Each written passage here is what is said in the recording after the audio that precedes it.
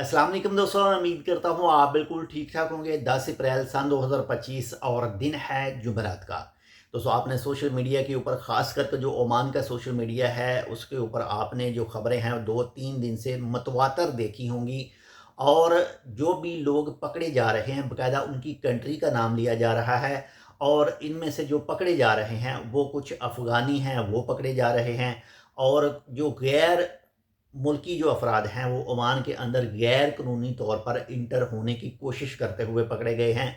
जिसमें पहले जो पकड़े गए थे उसमें अफ़गानी शामिल थे, साथ में फिर एक इंडियन भी मौजूद था, इसके बाद में ईरानी शामिल थे। और इसी के साथ साथ अगर चोरी चिकारी की बात करें तो आज ही जो रॉयल ओमान पुलिस के ऑफिशियल ट्विटर अकाउंट पर एक न्यूज़ शेयर की गई है, उसमें एक पाकिस्तानियों का ग्रुप पकड़ा गया है जो मुख्तलिफ चोरी की वारदात में मुलव्वस था। और उनको उनके पास से जो सामान वगैरह है वो भी पकड़ा गया है।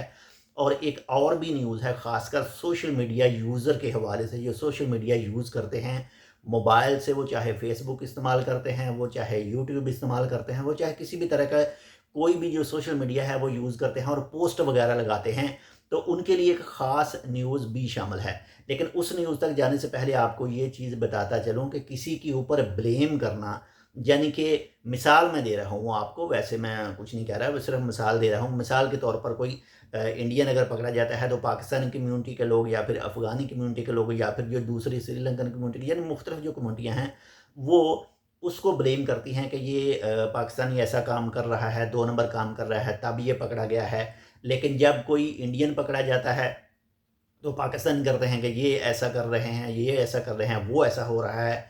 और जब अफ़गानी पकड़े गए तो तब पाकिस्तानियों ने कुछ कहा कि ये हो गया, वो ऐसा हो गया। तो ये ऐसा बिल्कुल नहीं करना चाहिए।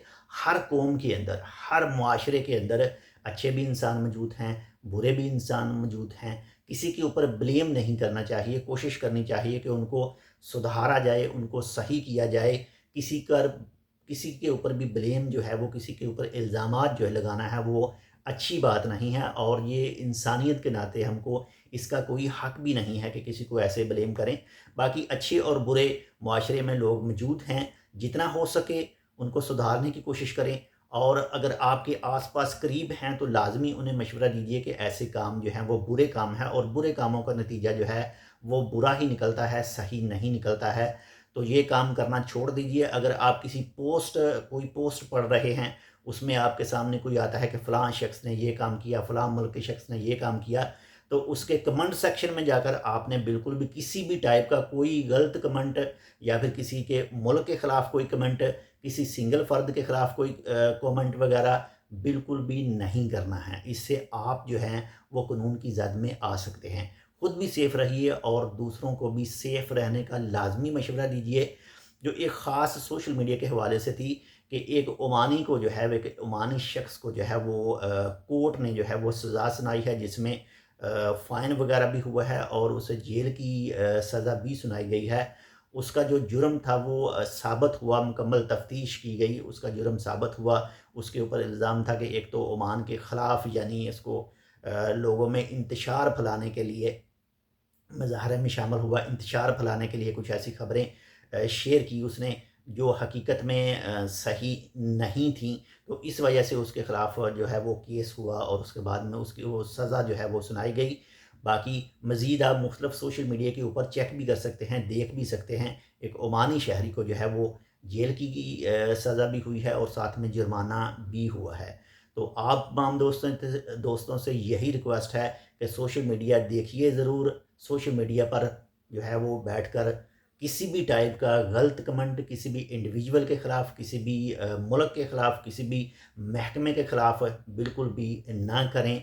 बाकी जो चीज़ें चल रही हैं इस वक्त, उस उन हालात के ऊपर भी जो है आप कोई भी जो रिमार्क्स अपना जो है वो बिल्कुल भी ना दें अगर सेफ़ रहना चाहते हैं। बाकी आपकी मर्ज़ी है, आपने कैसे रहना है, क्या करना है।